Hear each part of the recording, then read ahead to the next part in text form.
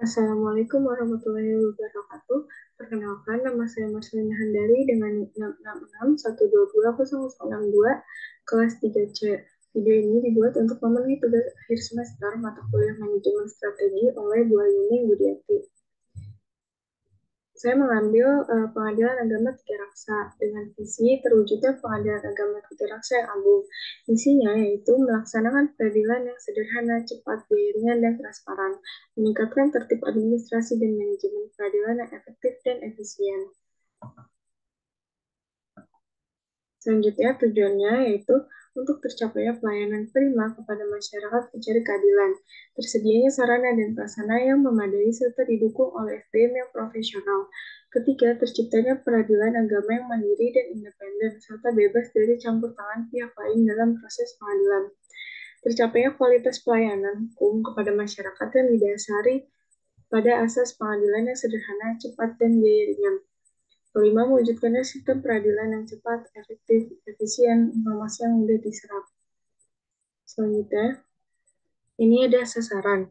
Yang pertama, itu terwujudnya proses peradilan yang pasti, transparan, dan akuntabel. Kedua, meningkatkan efektivitas pengelolaan penyelesaian perkara.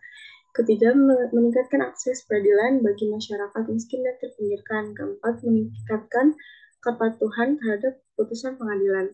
Selanjutnya untuk sasaran sudah sesuai dengan prinsip SMART, yaitu S spesifik, visi misi sudah spesifik, M measurable, dapat diukur, A achieve, dapat dicapai, sasaran dapat dicapai, R reasonable, masuk akal, T time bound, ada batasan waktu dalam sasaran, terdapat batasan waktu. Selanjutnya ada kesimpulan. Pengadilan Agama Tiga Raksa sudah menetapkan visi misi yang sesuai, di mana visi sudah berorientasi masa depan dengan kata kunci terwujudnya, dan misi sudah berorientasi masa sekarang dengan kata kunci melaksanakan. Selanjutnya ada faktor eksternal. Faktor eksternal ini, Mahkamah Agung, masyarakat, Polri, regulasi anggaran, sarana prasarana, kerjasama antar lembaga. Selanjutnya ada faktor eksternal, yaitu ada 6M, Men, Ketua, Koordinat, dan Pelaksana penanganan data dan informasi, koordinat dan pelaksana pengaduan, partisipasi masyarakat, dan humas, dan lain-lain. Selanjutnya ada money. Money itu dari pemerintah, seperti anggaran.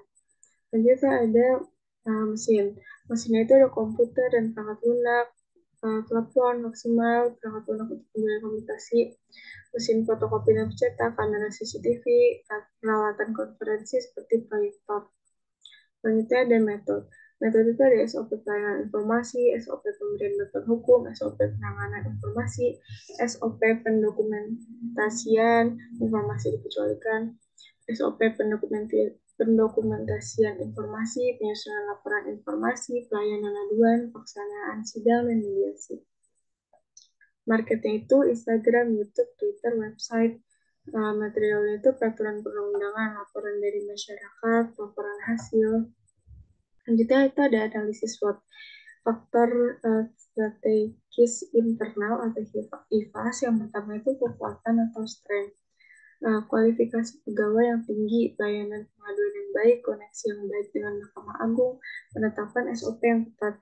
Selanjutnya ada kelemahan weakness, anggaran yang terbatas untuk pelaksanaan kasus, ketidakpastian hasil sidang, kurangnya integritas, kendala birokrasi. Selanjutnya ada faktor strategis eksternal. Yang pertama itu opportunities atau peluang. Peluang untuk mendapatkan dana tambahan dari pemerintah pusat atau pinjaman untuk pelaksanaan sidang. Yang kedua, potensi pengembangan mediasi berkelanjutan. Yang ketiga, kemitraan dengan sektor swasta untuk meningkatkan layanan. Yang keempat, permintaan yang terus meningkat untuk pelayanan mediasi. Selanjutnya, ada threats atau ancaman. Yang pertama itu tidak tersedianya bukti persidangan, kurangnya anggaran dari pemerintah untuk melaksanakan sidang atau mediasi, peraturan lingkungan yang ketat yang dapat meningkatkan biaya operasional, adanya perselisihan memanjang. Selanjutnya, di sini ada diagram analisis SWOT. Nah, diagram analisis SWOT ini sumbernya itu EVAS. Jadi, opportunity dikurang threats. Jadi, 1,75 dikurang 1,25 sama dengan 0,5. Di sini sudah diberi titik pada 0,5. Lalu ada sumbu IFAS, itu strength dikurang weakness, sama dengan 1,9 dikurang 0,9 sama dengan 1. Di sini titik 1. Selanjutnya, ada matrix SWOT. Strategi Strength Opportunities SO. Yang pertama, peningkatan akses pelayanan seperti website pelayanan online. Yang kedua, penguatan sistem hukum Islam, seperti diterapkannya peraturan yang baik seperti mediasi untuk mengurangi angka perceraian. Selanjutnya ada komitmen terhadap keadilan, diterapkan atau dibuatnya sistem kebijakan untuk keadilan ekonomi sosial. Selanjutnya ada yang keempat, itu kolaborasi dengan institusi lain seperti DP3A untuk pelayanan terhadap perempuan. Selanjutnya ada weakness. Yang pertama, pelatihan dan pengembangan pegawai seperti diadakan di diklat. Yang kedua, pengidentifikasi dan memperbaiki kelemahan dalam prosedur hukum dengan evaluasi tahunan. Lalu ada kolaborasi dengan pakar hukum eksternal atau institusi pendidikan tinggi. Selanjutnya itu ada ST atau Strength Traits. Yang pertama, kemitraan dengan lembaga penegak hukum. Yang kedua, penguatan sistem keamanan informasi seperti dibuatnya arsip digital yang tidak mudah diakses orang lain. Yang ketiga, pengembangan krisis dan rencana kontinuitas operasional. Yang keempat, pengawasan internal yang ketat dengan dibuatnya prosedur dengan konsekuensi. Selanjutnya, weakness traits atau WT, yaitu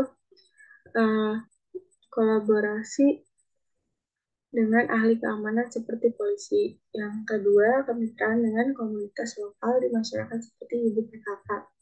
Peningkatan SDM dalam instansi dengan rekrutan sejumlah pegawai.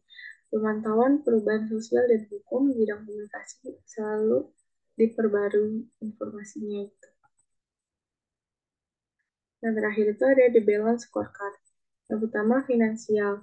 Jadi finansialnya itu yang digunakan oleh Pengadilan Agama Tiga Raksa itu yang pertama layanan Prodeo. Nah, layanan ini tuh digunakan sebesar 3,08 miliar, sama dengan 22,8% dari anggaran. Selanjutnya ada sidang keliling. Itu digunakan sebesar 6,1 miliar, sama dengan 45,2% dari anggaran. Yang terakhir itu ada pos bakum.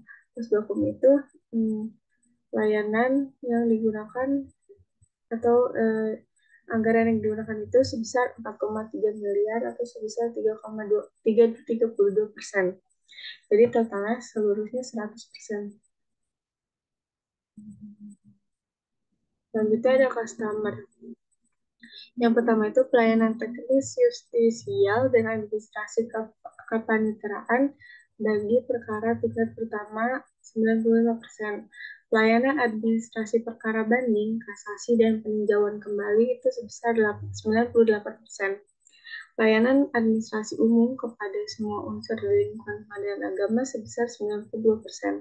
Pelayanan penyelesaian permohonan pertolongan pembagian harta peninggalan di luar sengketa itu 95%. Selanjutnya, marking akte kelahiran warisan 90%, penyuluhan hukum dan pelaksanaan hisab rukyat 89%, totalnya 93%. Selanjutnya ada internal.